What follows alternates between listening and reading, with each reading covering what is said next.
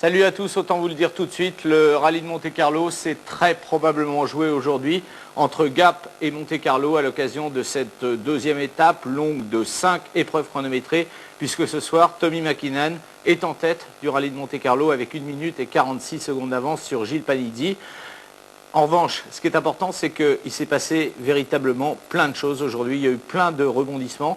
Et comme hier, on va essayer de vous faire vivre cette journée spéciale par spéciale, en commençant par les 2 premières épreuves chronométrées de la journée, qui étaient dans la région de Gap, avec notamment l'épreuve mythique, pourrait-on dire, de Sisteron-Toar. C'était très tôt ce matin. Et le commentaire est signé de Frédéric Robart. Regardez. En effet, avec Gilles Panizzi, Gilles deuxième au soir de cette avant-dernière étape, après avoir mené le rallye et avoir fait rêver beaucoup de public au bord des routes. C'est dur ou bon, quand même, deuxième? Mais ça, c'est sûr que c'est jamais facile de toute façon. D'autant quand les conditions de cette course sont si difficiles qu'elles sont cette année, avec beaucoup de changements d'adhérence, de la neige, on a un petit peu tout eu, hein, je dirais de la neige, de la glace, énormément de glace ce matin dans la première. Et puis une route qui a tendance à s'assécher un petit peu plus on descendait dans le sud, mais avec quand même des conditions très délicates, avec encore quelques passages un petit peu enneigés comme dans Turini ce soir. Bon, c'est pas facile quand même. Ça a été tendu dans la voiture en cette fin de journée? Un petit peu parce que malheureusement on a une liaison radio qui est vraiment très difficile avec l'équipe et les ouvreurs, donc on a des informations qui arrivent très tardives et c'est très délicat pour avoir une réflexion, je dirais, à tête reposée pour le choix des pneumatiques, qui est toujours évidemment la partie principale. Et on a commis quand même deux erreurs ce soir où on est parti avec les mauvais choix. Pour demain, qu'est-ce que vous envisagez? L'écart est un peu compliqué à gérer quand même. Mais disons que sur Tommy Mäkinen, c'est vrai que ce soir on lui a fait pas mal de cadeaux parce que nous, on n'a pas bien roulé alors que lui il a continué sur le même rythme et il s'est forcément envolé. On se retrouve à 1 minute 40, 45, quelque chose comme ça. Par contre, derrière nous, il y a Joachim Kühnen qui est à une vingtaine de secondes. Donc je crois que il faut plus commettre d'erreurs. Il faut comprendre ce que l'on a fait cet après-midi et les boulettes que l'on a commises. Et bon, ne pas les refaire demain matin. Je pense que cette nuit, il se peut que ça gèle de nouveau dans l'arrière-pays. Mais bon, on est passé ce soir, on a vu la boucle Turini-Lauda. On a une petite idée de ce que ça sera demain, malgré de toute façon les ouvreurs qui repasseront une heure et demie avant. On a quand même globalement cerné à peu près les problèmes que l'on a commis aujourd'hui. Ça risque pas d'être très compliqué, ces 2 spéciales qui s'enchaînent sans assistance entre les 2? On l'a fait ce soir, hein. Je dirais que c'est vrai que Turini, on a tendance à mettre un type de pneu pour Turini parce qu'il y a quand même le col à franchir, il y a pas mal de neige. La montée est très délicate et le début de la descente un peu piégeuse. Par contre, la suivante est pratiquement sèche et je dirais que ce soir, elle passait en pneu slick. On va vous remercier Gilles de nous avoir accordé ces minutes et on va laisser Gilles aller se reposer. Et je vous rends l'antenne, Eric.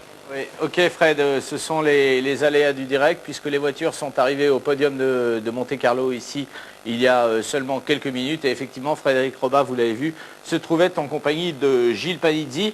Gilles Panizzi qui aura véritablement aujourd'hui été au cœur de tous les débats et qui aura été certainement l'un des plus beaux artisans de cette journée extrêmement mouvementée que l'on va vous raconter maintenant, en commençant donc par les 2 premières épreuves chronométrées de la journée, c'était la numéro 6 et la numéro 7. Regardez.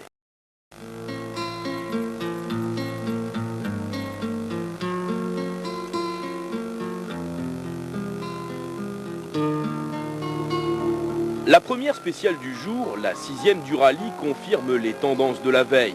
Gilles Panizzi, leader depuis l'annulation de sa pénalité, enfonce le clou au petit matin et s'adjuge le chrono de Bayon, 35 km et demi. Derrière lui, l'Écossais Colin McRae signe un 2e temps, excellent dans l'absolu, sauf qu'il pointe déjà à 34 secondes du plus rapide. Mais une nouvelle fois, la bonne forme de la Ford Focus ne peut pas être remise en cause, et ce, malgré une jante avant cassée sur une pierre. Je ne sais pas précisément ce qui s'est passé, mais je pense que c'était une pierre qui était à la corde et qui a cassé la jante. La mousse anti-crevaison a bien fonctionné. Oui, je ne me suis même pas rendu compte que j'avais crevé.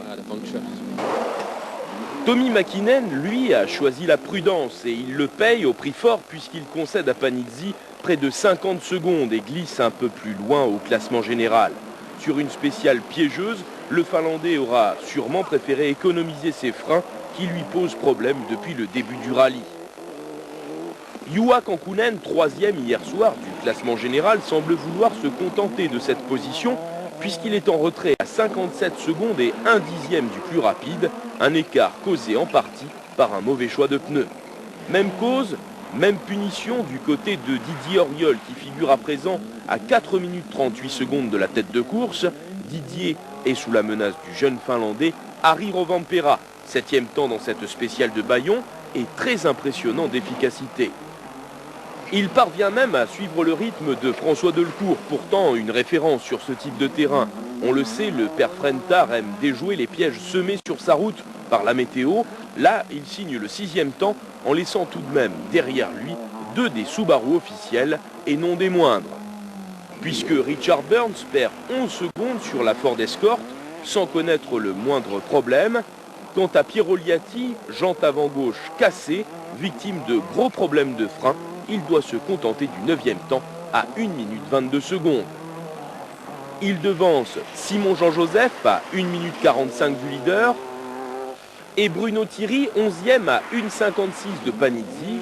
Thierry qui ferme la marche du groupe des pilotes d'usine WRC. L'homme de cette première spéciale de la journée est donc Gilles Panizzi qui conforte sa position en tête du rallye avec 35 secondes et 4 dixièmes d'avance sur Mäkinen. C'était une spéciale une fois de plus très dure. Il a fortement gelé la nuit dernière, donc toutes les coulées d'eau qu'il y a eu tout au long de la journée, ça s'est transformé en glace. Une glace complètement invisible qui avait tout simplement la couleur du goudron, voire même de l'eau, de l'humidité. On n'arrivait vraiment pas du tout à faire la différence. Michelin m'ont préconisé un pneu intermédiaire clouté qui, me semble-t-il, a fait parfaitement l'affaire, puisqu'on a quand même fait un temps qui était visiblement excellent. Mais bon, ça a été un petit peu le stress sur 25 km parce que c'est quand même pas évident de conduire dans ces conditions. La spéciale suivante, celle de Sisteron-Toart, un des monuments du parcours, fait aussi figure d'épouvantail dans cette deuxième étape chronométrée. Neige et asphalte faisant bon ménage sur la route. Aiguillonné par les performances de Panizzi, c'est cette fois Tommi Mäkinen qui sort un temps de son chapeau. 25 minutes 43 secondes et 5 dixièmes pour parcourir 37 km. Voilà qui remet les pendules à l'heure et les compteurs à 0. Sauf que le deuxième temps exceptionnel de Piero Liatti efface un peu cette performance. Avec une auto visiblement en retrait, l'Italien ne concède que 14 secondes et demie à la Mitsubishi. Piero est un homme qui fonctionne au moral, au cœur et au ventre, et là, le moral est bon.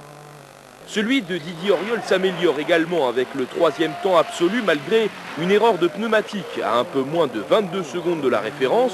Le Français n'est pas encore en mesure d'inquiéter Bruno Thierry qui le devance au général.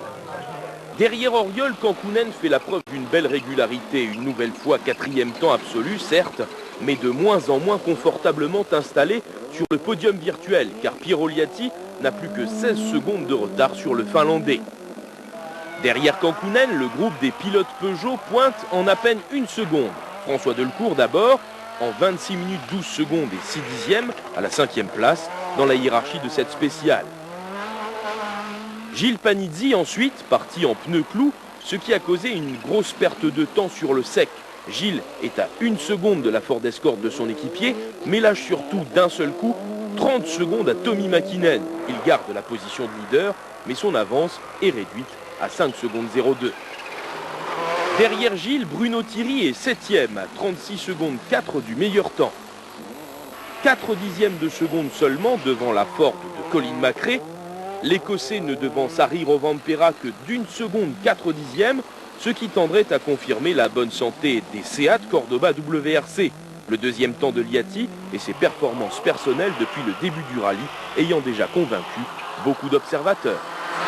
Je suis très content parce qu'il a fait un bon temps, les pneus travaillent très bien, je pense qu'il est bon pour les pneus. Mon feeling sur la voiture il est très bon, il n'y a pas de problème. C'est vrai qu'on ne cesse de vous le répéter depuis le début du rallye. Il y a plusieurs excellentes surprises dans ce rallye de Monte-Carlo. Il y a évidemment Gilles Panizzi et il y a également cet excellent comportement des Seat. Malheureusement, on va le voir dans le sujet qui suit, eh bien, Piero Liatti va avoir de véritables gros problèmes. On va aborder la deuxième partie de la journée avec les 3 dernières spéciales. C'était une journée de 5 épreuves chronométrées. Et autant les écarts étaient serrés là, puisque 5 secondes après, donc 7 chronos, 5 secondes séparaient Panizzi de Mäkinen. On va voir qu'encore une fois, eh bien, ce sont des choix de pneus qui ont fait la différence et des choix de pneus qui ont creusé des écarts considérables. Ça va être particulièrement frappant dans les 3 spéciales que l'on va découvrir maintenant. Les spéciales numéro 8, numéro 9 et numéro 10. Regardez. De retour vers Monaco en début d'après-midi, c'est Juha Kankkunen qui réveille les feuilles de temps et s'impose dans le 8e chrono Entrevaux-Saint-Pierre. 31 km couvert par le quadruple champion du monde en 23 minutes 58 secondes. Là encore, Tommi Mäkinen se montre plus véloce que Gilles Panizzi. La Mitsubishi numéro 1 ne concède que 3 secondes plus rapide, mais Mäkinen réussit à peine à se détacher d'un 3e homme, décidément agrippé au podium. Piero Liatti s'est craché dans les gants et ne termine la spéciale qu'à 4 secondes 2 de Mäkinen. Belle performance qui ne permet cependant pas à l'Italien de se hisser sur le podium. Kankkunen a encore frappé au bon moment. Dans la trace de Liatti, c'est Colin McRae qui se manifeste une nouvelle fois parmi les meilleurs. 4e temps à 18 secondes de Kankkunen. Bon choix de pneus pour l'Écossais dont la Ford devance l'Impreza de Richard Burns, l'Anglais plutôt décevant depuis le début du rallye, est 5e. Didier Auriol termine cette 3e spéciale de la journée au 6e rang. 30 secondes le sépare de Kankkunen. Cause de cet écart, le moteur de la Toyota a calé dans une épingle. Et les Français ne sont décidément pas à la fête puisque le fait marquant de ce début d'après-midi, outre une crevaison à l'avant gauche pour Simon Jean-Joseph, qu'il relègue à la 10e place dans ce chrono, c'est le tête-à-queue de Gilles Panizzi dans une épingle. Le moteur de la Subaru a calé. Gilles a perdu 1 minute 04 dans cette mauvaise opération. Il concède 57 secondes à Mäkinen et perd donc la tête de la course. On prend 1 minute par Mäkinen et pratiquement même toute la horde parce qu'on est vraiment très loin des performances de tout le groupe. Et là, bon, j'ai expliqué à mon équipe qu'est-ce qui s'était passé sur l'auto. Maintenant, on vient de mettre sur la voiture un pneu qui est nouveau en ce qui me concerne, qui est tout nouveau et c'est peut-être lui qui a complètement dégradé le comportement de la voiture. C'est comme si les mécaniciens m'avaient changé la suspension, c'est devenu une voiture inconduisible. En plus sur une spéciale très bosselée. On perd beaucoup, j'étais incapable d'aller plus vite. En plus j'ai essayé, j'ai senti que la voiture elle n'était pas dans le coup dans ce chrono, donc j'ai essayé de me surpasser et on est allé 2-3 petites fois à la faute où j'ai dû monter sur les talus de neige pour m'arrêter. Sous l'appellation Sospel-La Bolène se cache en fait un mythe du rallye de Monte-Carlo, le col du Turini. Le départ de ce 9e chrono est donné à 17h46 à la tombée de la nuit. Le Turini, c'est toujours mieux la nuit. Ce n'est pas Tommi Mäkinen qui peut prétendre le contraire. Il a toujours adoré cette spéciale et elle le lui rend bien. Meilleur temps pour le Finlandais qui prend là 38 nouvelles secondes à Gilles Panizzi. L'écart commence vraiment à se creuser, 1 minute 34 secondes. Mais dans ce chrono, les écarts globalement ont été assez faibles car entre Mäkinen et Panizzi, 5 hommes se sont intercalés. L'inoxydable Juha Kankkunen, 2e à 7 secondes et qui du coup revient à 16 secondes de Panizzi au classement général. 3e temps, le meilleur qu'il ait réussi aujourd'hui pour un Didier Auriol qui doit impérativement ramener la voiture à Monaco et qui roule en conséquence. Didier concède 16 secondes à Mäkinen et il devance de 5 secondes la 2e Subaru, celle de Bruno Thierry. Le 5e temps, première voiture non-usine, est signé par François Delecourt et sa Ford Escort. Delecourt devance une autre Ford, officielle celle-ci, la Focus de Colin McRae. Mais plusieurs hommes ont mal passé le cap du Turini. C'est le cas de Richard Burns qui a perdu plus de 3 minutes. C'est le cas encore de Simon Jean-Joseph qui a lâché 1 minute et 47 secondes. C'est le cas enfin, à un degré moindre, de Piero Liatti qui perd 58 secondes dans le Turini et voit fondre sur lui au classement général Colin McRae.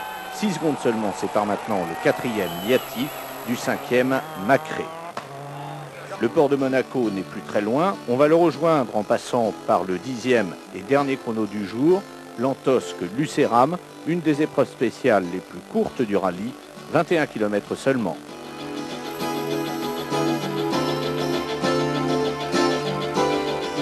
L'Antosque-Lucéram ne changera d'ailleurs pas grand-chose à la situation. Retenons simplement que Colin McRae y signe son 3e temps scratch depuis le début du rallye. Retenons encore que Piero Lati perd près de 7 minutes et perd ainsi le contact avec les meilleurs. Retenons enfin et surtout que Mäkinen prend 11 nouvelles secondes à Panizzi. Le champion du monde est tout simplement en train de remporter le rallye de Monte-Carlo.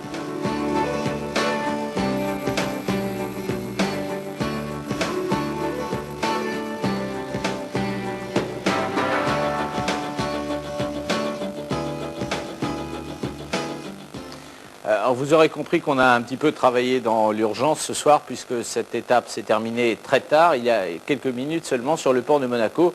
Ceci pour vous inviter à nous excuser quelques erreurs et notamment dans cette feuille de temps dont je vous parlais. En fait, Piero Lati n'a pas perdu 7 minutes, il a perdu 4 minutes 22, ce qui le trouve relégué effectivement au classement général à 7 minutes maintenant. On n'a pas pu, pour des raisons d'horaire de bouclage, vous montrer des images du groupe N. En revanche, c'est vrai que dans le groupe N, il y a un homme qui domine depuis le début. On fera un sujet spécifique dans Tour de Chauffe dimanche consacré au groupe N. Il y a un homme qui domine depuis le début. C'est un ami en plus de la maison de Monte-Carlo TMC. Il s'appelle Marc Duez. Et Frédéric Robas, sur le port de Monaco, il y a quelques minutes, était en compagnie du large leader du groupe N, Marc Duez, puisqu'il compte près de 5 minutes, 4 minutes 40 d'avance sur Gustavo Trelles. Frédéric en compagnie de Marc Duez sur le port de Monaco. Ouais Eric, on est avec le leader du groupe N, leader sympathique, c'est Marc Duez. Alors Marc, cette journée, comment ça s'est passé? Eh bien, on est toujours là, donc on a profité des malheurs des adversaires. Mais il fallait rester sur la route, on est resté, Philippe et moi, et on est bien content d'arriver. On a fait des choix de pneus plus ou moins bien, parce qu'on avait des excellents ouvreurs. Et la voiture bien préparée nous a permis d'arriver en tête aujourd'hui en fin de journée, donc c'est parfait. Je sais que vous vous régaliez de ce duel avec Yves Loubet, c'est un peu dommage qu'il soit maintenant un peu relégué. Oui, Yves, c'était ma référence et j'ai beaucoup de respect pour ce garçon-là parce que c'est un pilote qui a fait du mondial, qui est une valeur reconnue partout. Et il a eu plein de soucis aujourd'hui qu'il ne méritait pas. Donc c'est dommage pour lui. Il gagnera un jour, hein, mais pas cette fois-ci. 5 minutes à peu près d'avance dans le groupe N, ça va être difficile peut-être parce que il faut rester concentré et avec une telle avance il faut gérer les choses un peu différemment. Non, on va rester concentré, les cartes spéciales qui restent, on va en profiter, c'est tellement rare de faire 4 belles spéciales dans la région qu'on va les faire comme dans le Mans, peu importe si on a 4 minutes d'avance ou 20 de retard, on va les faire comme si on les faisait pour la première fois et ça va être très bien, on ne va pas être déconcentré pour la cause. Vous allez bien dormir cette nuit donc? Oui, bien sûr. Bon courage pour demain, merci en tout cas Marc Duez, le leader du groupe N ce soir. Merci Frédéric, merci Marc Duez. Alors effectivement, notre ami belge, je vous le disais, il reste une centaine de kilomètres d'épreuves chronométrées, un petit peu plus à couvrir demain. 4 spéciales, en fait 2 spéciales que l'on va parcourir chacune 2 fois, avec une arrivée ici à 14 h sur le port de Monaco. On va jeter avec Antoine Gerhardt un coup d'œil au classement au soir de cette 3e et avant-dernière étape du rallye de Monte-Carlo, donc avec les incrustations qui nous indiquent donc que Tommi Mäkinen est en tête avec 1 minute et 45 secondes d'avance sur Gilles Panizzi, Juha Kankkunen est 3e à 2 minutes et 6 secondes, Colin McRae est 4e à 2 minutes 48 secondes. La suite du classement, vous la découvrez, donc avec François Delcourt 5e, Bruno Thierry 6e, Didier Auriol 7e, Rovan Perra avec la Seat 8e, et puis en tête du groupe N, à la 13e place du classement Scratch, ce sera Marc Duez, donc, qui a pratiquement course gagnée, un petit peu comme c'est le cas pour Tommi Mäkinen. On voit mal comment demain Gilles Panizzi pourrait aller rechercher 1 minute et 46 secondes, d'autant plus que Gilles Panizzi a déjà prouvé tout ce qu'il fallait prouver dans ce rallye de Monte-Carlo. Il n'a pas le risque à prendre pour aller chercher Tommi Mäkinen, qui risque bien demain à 14 h sur le port de Monaco d'être le premier vainqueur de cette saison 1999. En tout cas, nous, on vous en rendra compte demain soir. Le rendez-vous, ce sera aux alentours de 22 h 30 avec toute la même équipe et le résumé complet des 4 dernières spéciales de la journée. Et puis on espère bien, on ne vous le cache pas, avoir à nos côtés le vainqueur de la première épreuve du championnat du monde 99. Merci d'avoir été avec nous. Salut à tous. Demain, 22h30.